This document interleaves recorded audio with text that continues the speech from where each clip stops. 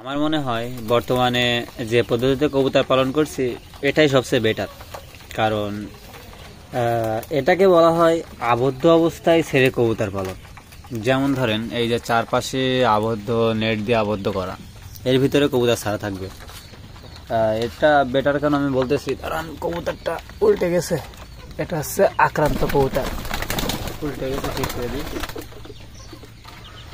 এটা সবচেয়ে বেটার কারণ হলো, দেখেন এর ভিতরে আপনার কবুতর ওড়াউড়ি করবে। এই দেখেন বসারও পর্যাপ্ত পরিমাণ জায়গা আছে, ফাঁকা ফাঁকা হয়ে অনেক জায়গা আছে। এর ভিতরে ওড়াউড়ি করবে, এর ভিতরে খাবার খাবে, এর ভিতরে পানি খাবে, আবার এর ভিতরে থাকবে। কখনো হারিয়ে যাওয়ার সম্ভাবনাও নেই, কবুতর হারানোর সম্ভাবনা নেই। তো অনেকের আছে দামি দামি কবুতর, যেমন আমার বিভিন্ন ধরনের কবুতর আছে, যেমন লাল চিলা আছে, কালদম আছে, গিরিবাজ আছে। এইসব ধরনের দামি কবুতর হারিয়ে গেলে অনেক খারাপ লাগে। এই জন্য এইরকম বড় লফটের ভিতরে রাখলে আর কি কবুতর হারিয়ে যাওয়ার সম্ভাবনা নাই, বের হওয়ার কোনো সম্ভাবনা নাই। তো সেক্ষেত্রে একটা উপকার আছে।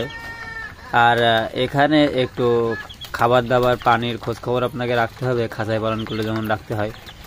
কিন্তু খাঁচায় পালন করলে প্রতি খাঁচায় আলাদা আলাদাভাবে খাবার দিতে হয়। কিন্তু যেইভাবে এখন রাখা আছে, এক জায়গায় খাবার দিলে দেখেন সবগুলো একসাথে খাবার খাচ্ছে।